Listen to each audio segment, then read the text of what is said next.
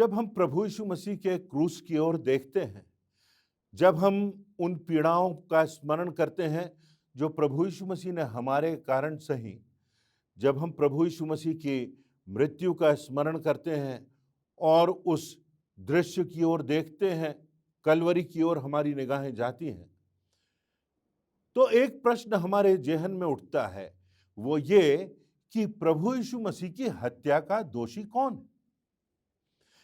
किसने प्रभु यीशु मसीह की हत्या की? संसार की दृष्टि में आज भी बहुत से ऐसे लोग हैं जो प्रभु यीशु मसीह के पीछे नहीं चलते, परंतु ये मानते हैं कि प्रभु यीशु मसीह एक अच्छा व्यक्ति है, एक अच्छा गुरु है।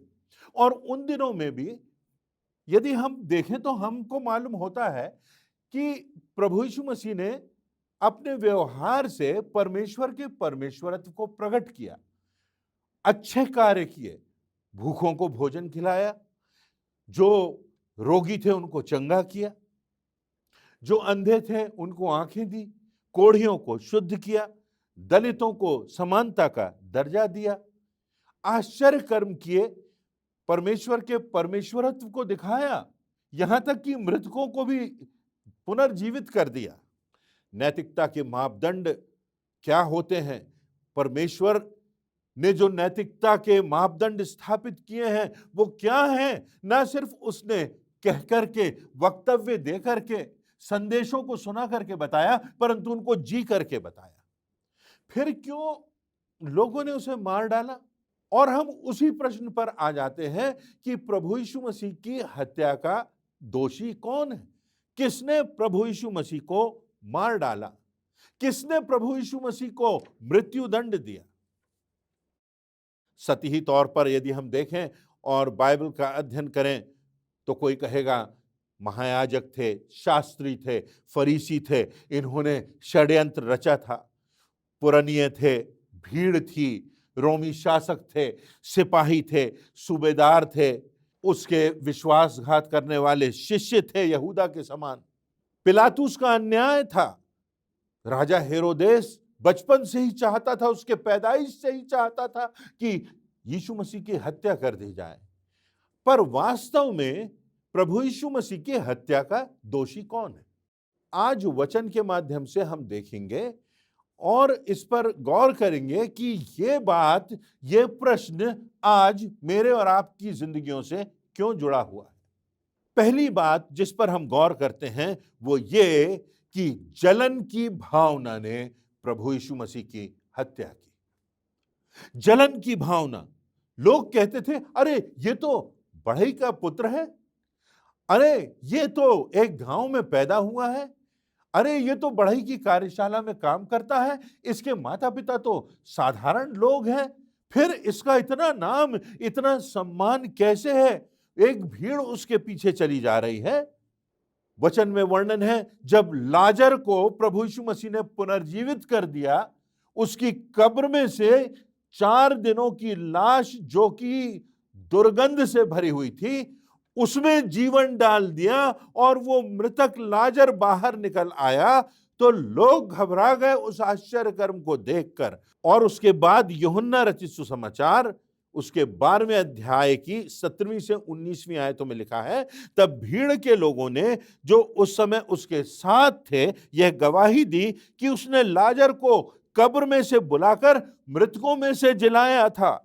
इसी कारण लोग उससे भेंट करने आए थे, क्योंकि उन्होंने सुना था और उसने आश्चर्य कर्म करके दिखाया था। तब फरीसियों ने आपस में कहा, सोचो तो सही, तुमसे तो कुछ नहीं बन पड़ता, देखो संसार उसके पीछे हो चला है। ये धार्मिक अगुए एकत्रित हुए और उन्होंने कहा कि ये देखो तो सही, इसके आश्चर्य कर्मों के कारण संसार उसके पीछे हो चला है और हमने तो कुछ भी नहीं किया।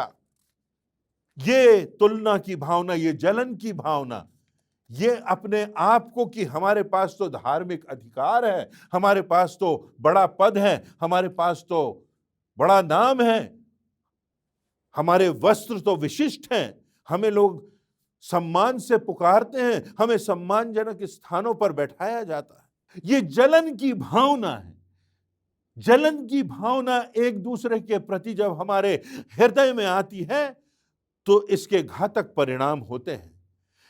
यदि हम प्रारंभ से देखें, पुराने नियम में देखें, तो भाइयों के बीच में ये जलन की भावना आ गई और एक भाई जो जलन करने लगा, उसने अपने भाई हाबिल को, कैन ने हाबिल को मार डाला, क्योंकि उसकी भेंट स्वीकार ना की गई। एक भाई की भेंट परमेश्वर ने स्वीकार की, दूसरे की स्वीकार ना की गई, तो उस जलन की भावना के कारण उसने अपने भाई की हत्या कर दी।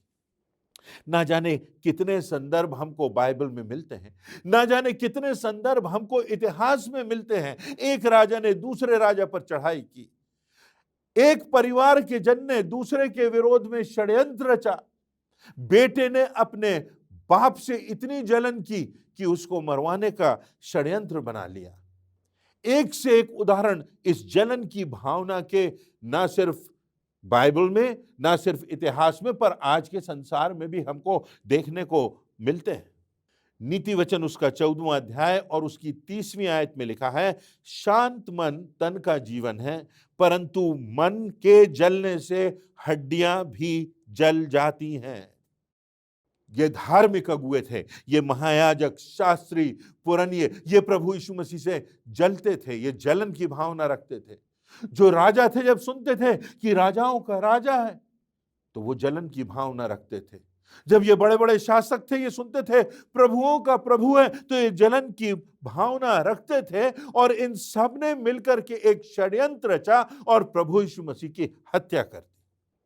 ये जलन की भावना अगर हम अपनी जिंदगी में पनपने देते हैं, जब हम दूसरों से तुलना करते हैं, जब हम सोचते हैं कि हम किसी से आगे निकल जाएं, चाहे उसके लिए हमको कुछ भी करना पड़े, साम दाम दंड भेद से हमको इस व्यक्ति को नाश करना है, इस व्यक्ति को समाप्त करना है, इसकी छवि धूमिल करना है, हमको आगे बढ़ना है।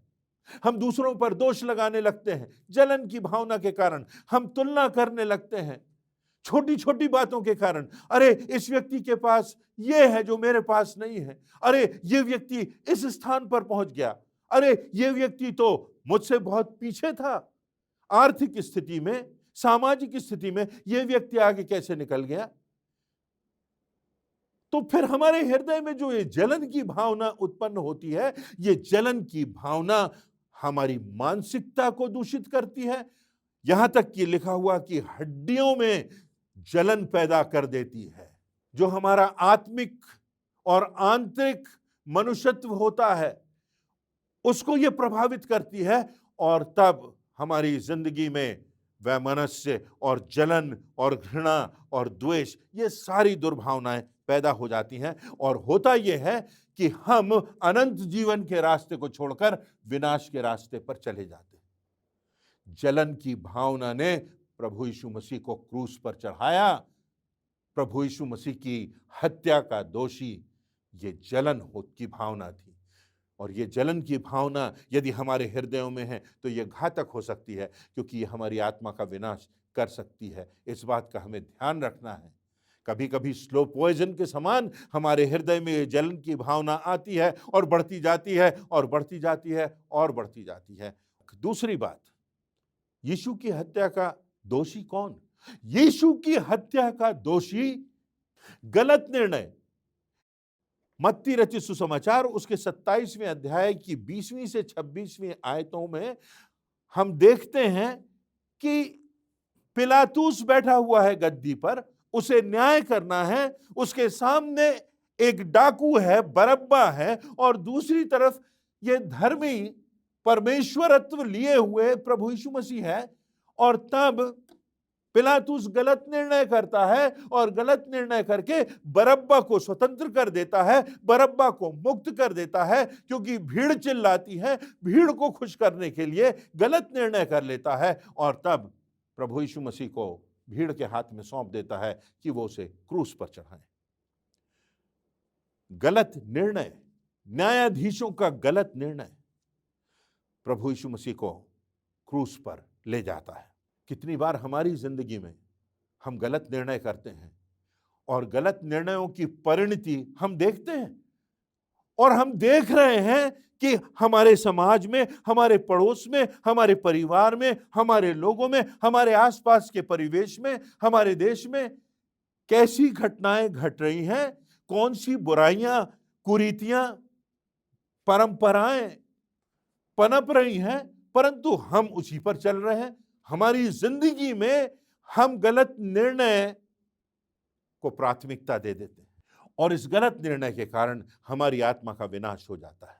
आज यदि हम गंभीरता से सोचें कि जिन बातों को हम मान रहे हैं, जिन बातों को हम सच समझ रहे हैं, जिस रास्ते पर हम चल रहे हैं, जिन परंपराओं का हम पालन कर रहे हैं, जिन बुरी आदतों का शिकार हम हो गए हैं, जो गलत निर्णय हमने किए हैं, क्या हमें इस बात का एहसास है कि ये गलत निर्णय हमारी आत्मा के विनाश का कारण होंगे? ये गलत निर्णयों ने ही प्रभु यीशु मसीह की हत्या की। इतना सब प्रभु यीशु मसीह के जीवन से लोगों ने देखा था, चेलों ने देखा था, और उनके सामने अभी भी स्थिति ऐसा लगता है स्पष्ट नहीं हुई थी। और इसीलिए लूका रचित सुसमाचार उसके 12वें अध्याय की 57वीं आयत में प्रभु यीशु मसीह कहते हैं, और तुम आप ही निर्णय क्यों नहीं कर लेते कि उचित क्या है? अरे जरा सोचो तो, तुम आप ही निर्णय करो, जरा सोचो, विचार करो, क्या कर रहे हो तुम? किसके आगे झुक रहे हो तुम? किसको अपना सर्वस्व समझ रहे हो तुम? गलत निर्णय हमारी जिंदगी को, गलत परंपराएं हमारी जिंदगी को विनाश की ओर ले जाएंगी। जरा सोच तो लें कि हम जिस राह पर चल रहे हैं, क्या इसमें सच्चाई है? क्या यही जीवन का मार्ग है? क्या इसी में हमें जिंदगी मिलेगी? क्या इसी में हमें आत्मा का उद्धार प्राप्त होगा? क्या यही रास्ता हमको परमेश्वर के धाम में ले जाएगा? हमारा निर्णय हम देख लें, आज सचेत हो जाएं। गलतियों की पुस्तक उसके 6वें अध्याय की 8वीं आयत में लिखा है, क्योंकि जो शरीर के लिए बोता है वह शरीर के द्वारा विनाश की कटनी काटेगा, पर जो आत्मा के लिए बोता है वो आत्मा के द्वारा अनंत जीवन की कटनी काटेगा।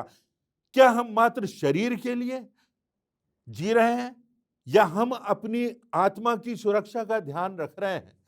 क्या हमें इस बात की निश्चितता है कि जब हमारा जीवन समाप्त होगा तो हमारी आत्मा परमेश्वर के धाम में पहुंचेगी? तीसरा कारक, लालच। मत्ती रचित सुसमाचार उसके 26वें अध्याय की 14वीं से 16वीं आयत में लिखा है, तब यहूदा इस्करियोती नाम 12 चेलों में से एक ने महायाजकों के पास जाकर कहा, यदि मैं उसे अर्थात यीशु को तुम्हारे हाथ पकड़वा दूं तो मुझे क्या दोगे? उन्होंने उसे 30 चांदी के सिक्के तौल कर दे दिए, और वह उसी समय से पकड़वाने का अवसर ढूंढने लगा। यहूदा जो प्रभु यीशु मसीह के साथ था, जिसने प्रभु यीशु मसीह के आश्चर्य कर्म देखे थे, जो प्रभु यीशु मसीह का संगी था, जो प्रभु यीशु मसीह का साथी था, जिस पर प्रभु यीशु मसीह ने विश्वास किया था, वो प्रभु यीशु मसीह को पकड़वाता है लालच के कारण। उसका प्रश्न है कि यदि मैं इसे तुम्हारे हाथों पकड़वा दूं तो मुझे अभी क्या मिलेगा? ये लालच की बात, मुझे अभी क्या मिलेगा, कल क्या होना हो, मुझे इसकी परवाह नहीं। अनंत में क्या हो, हमारे जीवन की नियति क्या हो, जिस रास्ते पर हम चल रहे हैं वो रास्ता कहां पहुंचेगा? नहीं, हमें केवल अभी, इस समय, अभी कौन सा शारीरिक सुख मिल जाएगा, अभी कौन सा लाभ हो जाएगा, हमें अभी क्या मिलेगा। और कितनी बार हमारे लिए यहूदा के समान 30 चांदी के सिक्के प्रमुख हो जाते हैं। हम संसार से समझौता कर लेते हैं और विनाश के रास्ते पर चले जाते हैं। और तब प्रभु यीशु मसीह के मुख से जो शब्द निकलते हैं, भला होता कि ऐसे व्यक्ति का जन्म ही ना होता, यहूदा के लिए शाप से भरे शब्द, वो हमारी जिंदगी में भी साकार हो सकते हैं अगर हमने अपनी जिंदगी में लालच करना नहीं छोड़ा। मरकुस रचित सुसमाचार उसके 4 अध्याय की 19वीं आयत में एक बहुत प्रमुख शिक्षा की बात लिखी हुई है कि क्यों हम उद्धार से वंचित रह जाते हैं, क्यों हम में लालच समा जाता है, क्यों हम गलत रास्ते पर चले जाते हैं। लिखा हुआ है, और संसार की चिंता और धन का धोखा और वस्तुओं का लोभ उनमें समाकर वचन को दबा देता है और वह निष्फल रह जाता है। धन का धोखा कि धन से सब प्राप्त हो जाएगा, वस्तुओं का लोभ, लालच और संसार की चिंता, ये सब परमेश्वर के वचन को निष्फल कर देता। परमेश्वर के वचन का फिर असर नहीं पड़ता, हम इसी में खो गए। धन प्राप्त करने के लिए, संसार के में कुछ मिल जाए इस बात के लिए वस्तुओं के लोभ में पड़ गए, वचन निष्फल रह जाता है और हमारी आत्मा विनाश के रास्ते पर चली जाती है। आज हम अपनी जिंदगी को देखें, आज हम अपनी जिंदगी का पुनर्मूल्यांकन करें। जब प्रभु यीशु मसीह के क्रूस के परिप्रेक्ष्य में हम इस प्रश्न का जवाब अपनी जिंदगी में ढूंढें कि प्रभु यीशु मसीह की हत्या का दोषी कौन? ऐसा तो नहीं कि हम भी उसमें शामिल हैं, क्योंकि हमारे हृदय में जलन है दूसरों के प्रति। क्यों? क्योंकि दूसरे के पास ज्यादा पैसा है, दूसरे के पास ज्यादा बड़ा घर है, दूसरे के पास बड़ा पद है, उसके पास बेहतर वाहन है, उसके पास बेहतर वस्त्र है, वो दिखने में मुझसे अच्छा है, उसका अधिकार है, और ये सब जलन की भावना को पैदा करता है। हमारी जिंदगी में कहीं ये जलन की भावना तो नहीं? गलत निर्णय, कहीं हमारी जिंदगी में हमने गलत निर्णय तो नहीं ले लिया, या कोई निर्णय ही नहीं लिया, बस अंधभक्त होकर के, आंख बंद करके परंपराओं को निभा रहे हैं और सोच रहे हैं कि मंजिल पर पहुंच जाएंगे। जरा सोचें, हम जरा अपनी आंखों को खोलें, जरा पुनर्मूल्यांकन करें कि क्या ये राह सत्य की राह है, क्या ये राह जीवन की राह है, क्या ये राह परमेश्वर के धाम में पहुंचने की राह है। तो जलन की भावना, जिंदगी के गलत निर्णय और लालच, मुझे अभी क्या मिलेगा, ये भावनाएं अगर हमारी जिंदगी में हैं तो इन्हें हमें निकालना होगा, क्योंकि इन्हीं भावनाओं ने प्रभु यीशु मसीह की क्रूस पर हत्या की। मेरे और आपके पाप, जो जलन का पाप है, जो गलत रास्ते का पाप है, जो संसार से समझौते का पाप है, जो गलत परंपराओं के निर्वहन का पाप है, जो लालच का पाप है, ये हमारी आत्मा का विनाश करेंगे, क्योंकि प्रभु यीशु मसीह की हत्या के दोषी भी यही हैं और इन्हीं ने प्रभु यीशु मसीह को क्रूस पर चढ़ाया है। क्या मैं और आप प्रभु यीशु मसीह की हत्या में शामिल हैं? हाँ, शामिल हैं अगर हम में जलन है, अगर हमारी जिंदगी में गलत निर्णय है और अगर हम में लालच है। परंतु जो परमेश्वर का वचन है, जो प्रभु यीशु मसीह का उपहार है, जो प्रभु यीशु मसीह की मृत्यु पर विजय है, वो आज हमको प्रोत्साहित करती है कि इन सब भावनाओं से हम मुक्ति पा सकते हैं। प्रभु यीशु मसीह के नाम में हमको स्वतंत्रता मिल सकती है और उस अनंत जीवन के रास्ते पर हम चल सकते हैं। इस जीवन में इस अपराध की भावना से मुक्त होकर, ग्लानि से मुक्त होकर संपूर्णता का जीवन जी सकते हैं। परमेश्वर हम सबों को इन वचनों में आगे बढ़ने की प्रेरणा दे, अपने आप को जांचने की, पुनर्मूल्यांकन करने की समझ दे और परमेश्वर के रास्ते पर चलने की प्रेरणा प्रदान करे। यही मेरी प्रार्थना है। परमेश्वर हम सबों को आशीष दे।